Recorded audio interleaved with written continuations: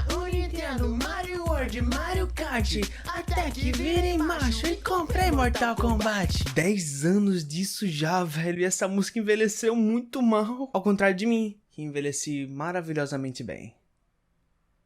Ou será que não? Mortal Kombat, talvez um dos únicos jogos que eu, como uma pessoa não gamer, tenha jogado quase todas as edições dos jogos da franquia e seja minimamente aprofundado com o universo. Se for pra falar de PlayStation 2, que é o principal console da minha geração, eu joguei Anthology, que reuniu os 3 primeiros jogos da franquia, joguei Deception, Armageddon. Mortal Kombat 9 do PS3 é um dos únicos jogos que está nesse momento instalado no meu computador, de tanto que eu gosto desse jogo e pra mim é o melhor de todos. E o novo filme de Mortal Kombat que estreou há poucos dias em streaming talvez seja um dos únicos filmes de videogame que eu tive real interesse de assistir. Porém, as minhas expectativas estavam neutras, quase zeradas, e eu não me arrependo nem um pouco disso, porque eu acho que foi um dos únicos filmes que eu esperei uma coisa e ele me entregou exatamente o que eu esperava. Nem mais, nem menos que isso. Enfim, vamos falar então do novo filme de Mortal Kombat. Meu nome é Tarcísio Cunha e você tá na Toca do Nerd.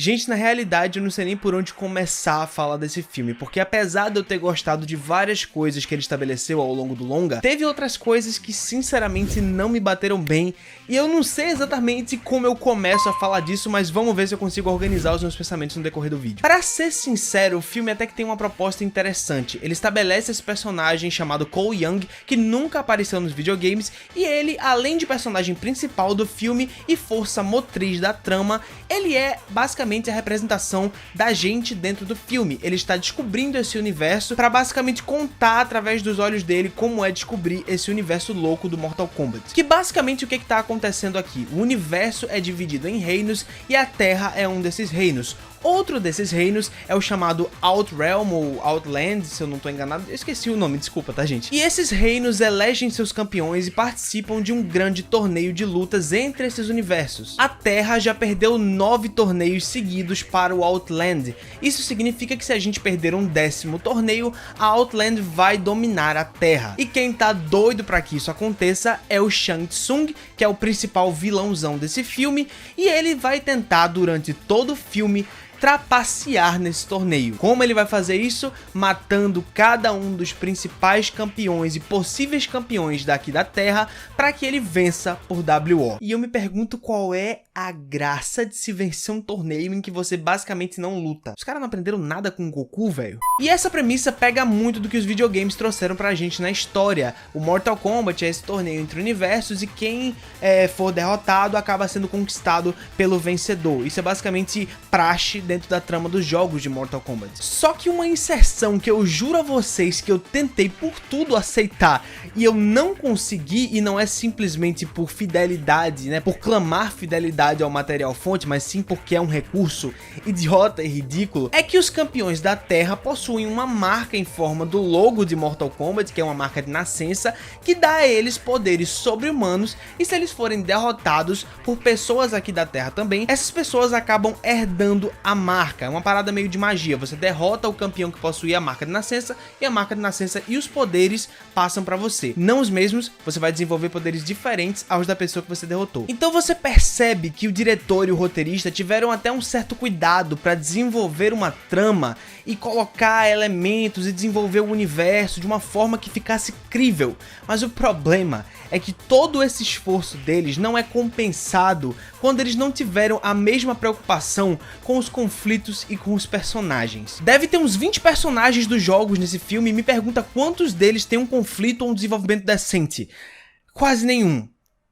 Talvez nenhum. Dentre eles, Jax, Sonya Blade, Kano, Sub-Zero, Shang Tsung, Raiden, Liu Kang, Kung Lao, Kabal, Goro, Mileena. Calma.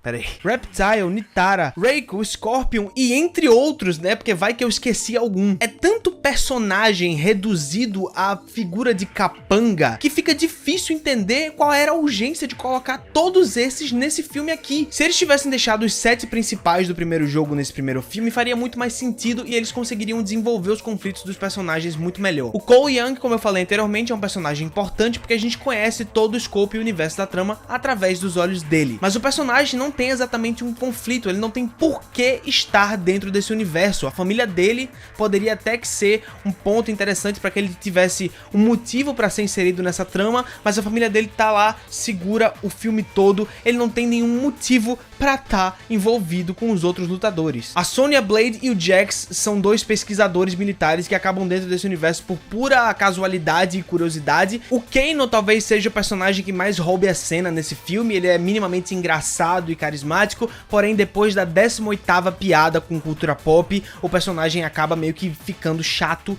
em muito pouco tempo. O Liu Kang e o Kung Lao são uma boa dupla nesse filme, eles parecem que sabem minimamente o que estão fazendo durante todo o decorrer da trama, porém eles não têm muito espaço para desenvolvimento, o que acaba tornando ambos os personagens meio monotônicos durante todo o filme. O Scorpion e o Sub-Zero, apesar de eles terem muito pouca fala e muito pouca aparição durante todo o filme, talvez sejam os personagens mais interessantes dentro da trama em si, porque o filme meio que começa com uma cena em que a gente é meio que introduzido ao início da rivalidade entre os dois personagens, que é tão lendária dentro dos jogos, porém a gente acaba conhecendo e acaba ficando muito mais do lado do Scorpion do que do Sub-Zero, e o Scorpion só vai aparecer, né, full power e com a forma que a gente conhece lá no final do filme. A gente fica vendo o Sub-Zero agindo como o principal capanga do Shang Tsung e dando ali demonstrações mínimas de poder durante quase todo o filme. E sem contar que, como eu falei, a gente não sabe o porquê do Sub-Zero ter raiva do Scorpion, a gente sabe o contrário, por que o Scorpion tem raiva do Sub-Zero, mas a gente não sabe qual é o lado do Sub-Zero nessa história, o que torna ele um personagem muito menos relacionável. Os outros personagens que eu citei nem dá pra dizer o que eles estão fazendo nessa trama, sinceramente. Eu fiquei assustado com o quanto eles desperdiçaram alguns personagens. Alguns deles inclusive até morrem no final do filme, mas é deixado aí uma porta aberta pra quem sabe eles voltarem no segundo filme como fantasmas ou como renascimentos, ou um lance de necromancia que o Shang Tsung domina. Então pode ser que esses personagens acabem voltando, inclusive alguns deles ainda mais parecidos com o que a gente conhece dos jogos. O único conflito que realmente me incomodou nesse filme foi o conflito da Sonya, que já não é uma personagem que tem muito espaço durante todo o filme, mas me incomoda muito que a única personagem feminina relevante desse filme tenha como único conflito derrotar o Kano, né, derrotar um homem para se provar digna de um poder, no caso da marca do dragão. E isso aí, o meu pró-feminismo apita um pouco, eu não consigo simplesmente ignorar, porque sinceramente, será que esse filme não aprendeu nada com a desconstrução dos filmes de ação dos últimos anos? Parece que esse negócio foi feito nos anos 90, sabe? E quando eu falo que parece que esse filme foi feito nos anos 90, não é simplesmente uma questão de cenários e direção e efeitos visuais. O roteiro desse filme não desenvolve os personagens parecendo aqueles filmes de ação genéricos dos anos 90 que não se preocupavam com isso. Sem falar que os efeitos visuais, assim, estão operantes, estão ok pra um filme de 20 milhões de dólares, mas mesmo assim, amigo, tem certas cenas que são tão borrachudas e plásticas que te tiram um pouco do filme. Mas eu preciso ressaltar, diretor iniciante, roteirista iniciante, 20 milhões de dólares. Se 80 milhões de dólares pra Hollywood é dinheiro de pinga, o que é 20 milhões? É o troco do pão, meu amigo. Então eu tenho que ser justo aqui. Pra um diretor estreante, pra um roteirista estreante e pra 20 milhões de dólares de orçamento, esse filme fez o que deu pra fazer, sabe? Mas eu acredito que ele já teria melhorado muito e com um pouquinho a mais de investimento se eles tivessem simplesmente se preocupado em escrever melhor esse roteiro. Desenvolver melhor os personagens, criar uma trama mais engajante, porque sinceramente, o segundo ato, aquele treinamentozinho deles lá com o Raiden, aquela parte do filme, eu juro a vocês, eu não estava cansado, mas eu quase dormi. Aquele momento de vamos descobrir os nossos poderes, bem filme dos Power Rangers 2017, quando eles estão tentando morfar lá,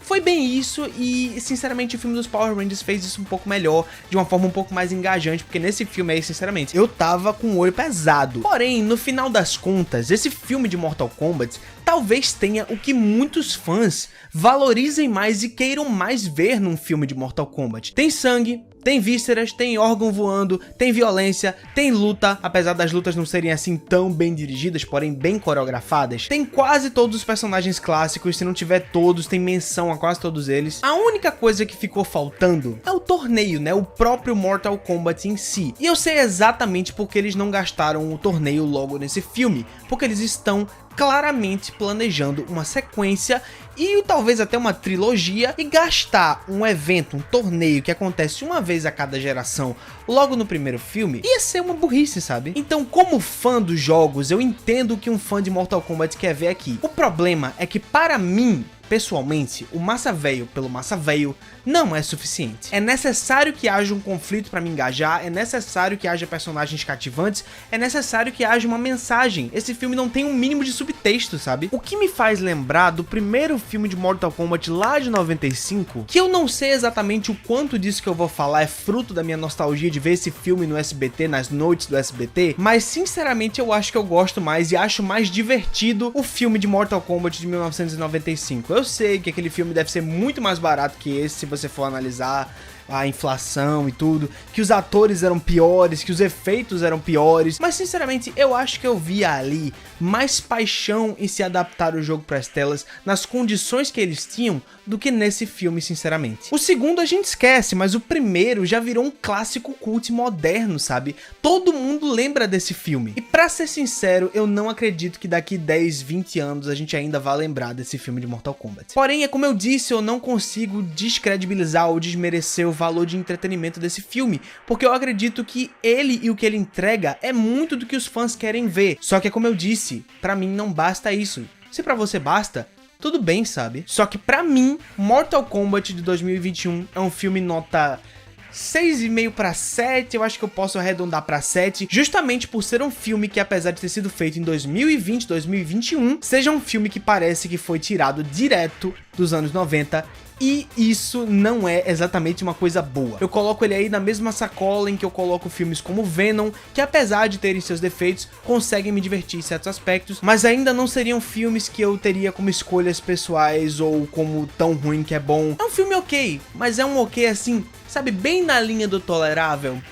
Isso pra mim é o que eu consegui tirar do filme de Mortal Kombat. E é isso, galera, esse foi mais um vídeo da Toca do Nerd. Eu espero que você tenha gostado das minhas percepções sobre o filme de Mortal Kombat. Se você gostou desse vídeo e já gosta do conteúdo da Toca do Nerd, o que você tá fazendo que ainda não se inscreveu no canal aqui embaixo no botão vermelho? Clica no sininho também depois de se inscrever para você receber as notificações do seu celular desse canal. E não sai da página desse vídeo sem dar o seu gostei aqui embaixo. E por favor, você que gosta realmente do conteúdo, você que quer ver cada dia a gente fazendo conteúdos melhores, você viu aí que eu deixei o QR Code do meu Pix do PicPay durante todo o vídeo para você apontar a câmera do seu aplicativo de banco e fazer uma doação de qualquer valor aqui para a Toca do Nerd. É o dinheiro que para você talvez não faça muita diferença no final do mês, mas que para mim aqui vai me ajudar muito a manter esse projeto de pé. E antes de você ir embora, por favor, fica um pouco mais comigo, escolhe um dos vídeos que tá passando aí em cima para você. São vídeos parecidos com o que você acabou de assistir, temas parecidos ou até considerações parecidas. E é isso, galera, eu vou ficando por aqui. Tchau, gente, e até o próximo vídeo da Toca do Nerd.